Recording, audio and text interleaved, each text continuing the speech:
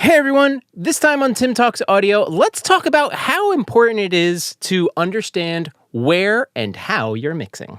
Hi, if it's your first time here, my name is Tim. I'm a recording and mixing engineer, and I want to make things a little easier for you. Today, we're going to talk about our environment and really like how we listen to things, because the room or your headphones plays a huge part in how you hear as well.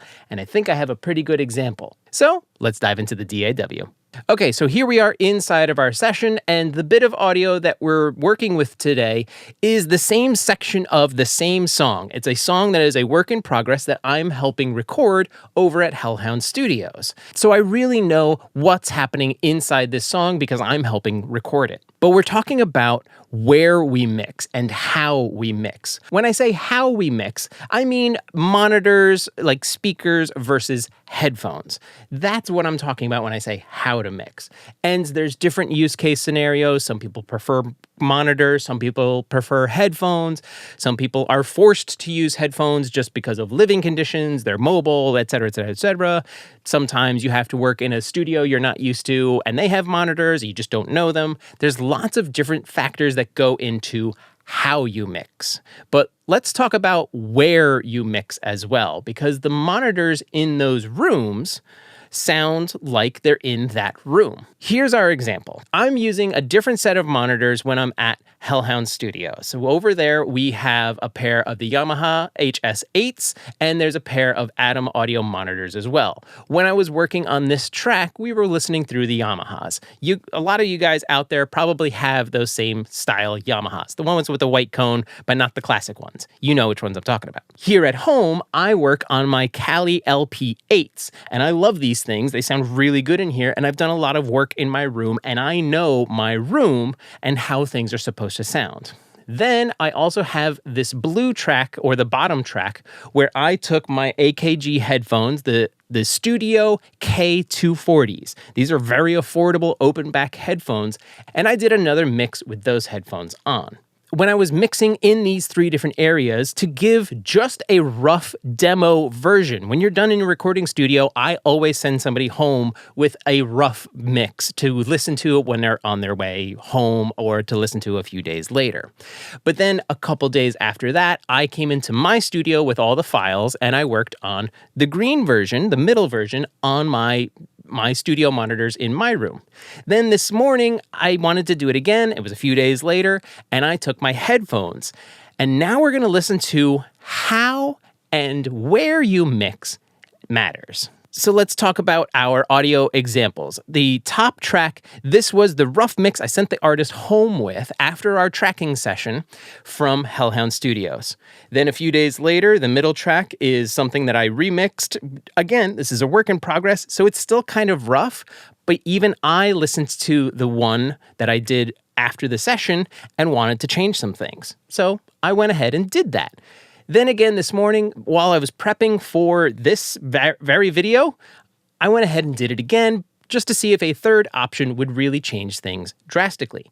And I'm going to leave the opinions to you guys, and I want you to leave them in the comments or join the Discord, hop over there, and we can have an active discussion. But take a listen to these three. The way it's going to go is the rough mix from the tracking day, the rough mix in the middle, and then the one from this morning over headphones. So we have monitors, the Yamaha monitors, the Cali monitors, and then AKG headphones. And I'll leave it to you guys and let me know what you think of each. This is a work in progress. This is just a rough balance, but here's a great example of why where and how you monitor matters.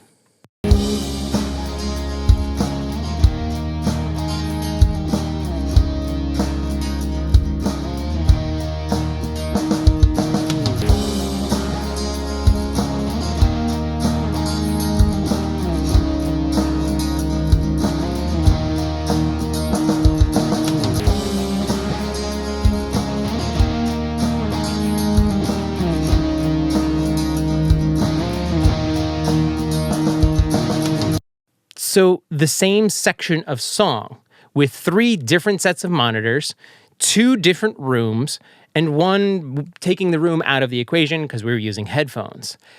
They all sound a little bit different. I didn't really change a ton of anything. I went in and just rebalanced my faders. I had some different EQs and compression going on for different channels to kind of clean things up and get them closer to what I think is closer to the end sound. But I didn't change any of that. All I did was rebalance things by adjusting faders and some pan. That's all I did. So you can hear how things very drastically change, especially when we go from what we did at Hellhound, which sounds really good in that room. But then you leave, and now the translation, which some people struggle with, this is what we're talking about, when it doesn't translate outside of where you listen to it. So in Hellhound Studios, the red version sounds really good. Here in my home studio, the green version sounds better. And I sent this off to the producer, and he liked this one better as well. Then, of course, with the blue one, or the AKG headphones, again, slightly different. How you hear things is all different. Here's another little footnote. At Hellhound Studios, and this is probably going to be a future video, it's just the room.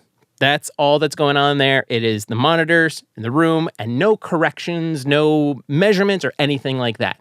In my home studio, I do have the benefit of working with Sound ID Reference, which allows you to, it's this, if you've never seen it before, right now I have it set for my room to correct the curve of my house after the treatment and everything that I've done. But I also used the same Sonarworks reference to calibrate my headphones, and I didn't have it like this. I had it on flat target. Everything was flat for this.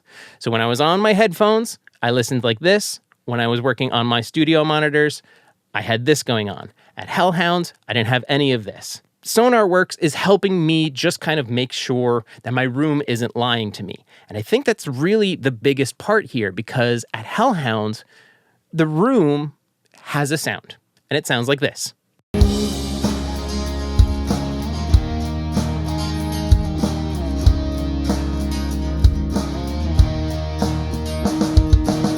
My home and my home studio has a different sound, and it leads to things sounding like this after a little bit of digital correction.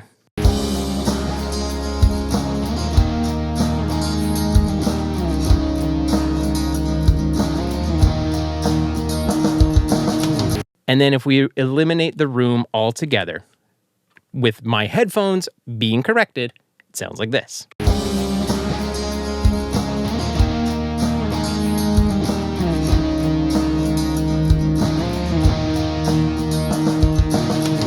Years ago, you would do the car test, where you would work on your mix, bounce it, take it out to your car after possibly putting it on a cassette or a CD or an MP3 or in the cloud.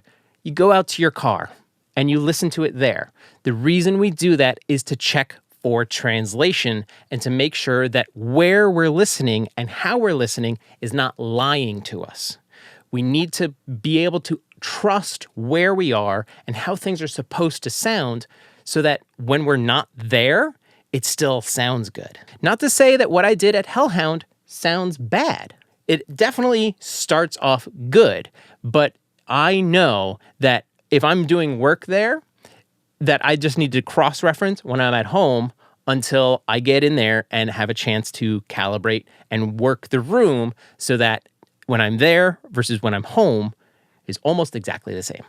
So that's it for this video. If you want to know more about calibrating your room or even using something like Sound ID Reference from Sonarworks, leave a message down in the comments, because I really think that this is going to be something that a lot of people are going to want to know about, because it helps with that whole thing of having your mix move around and making sure that it sounds good for everyone, because not everyone has your listening environment. That's all for this time. Happy mixing, and I'll see you on the next one. Take care.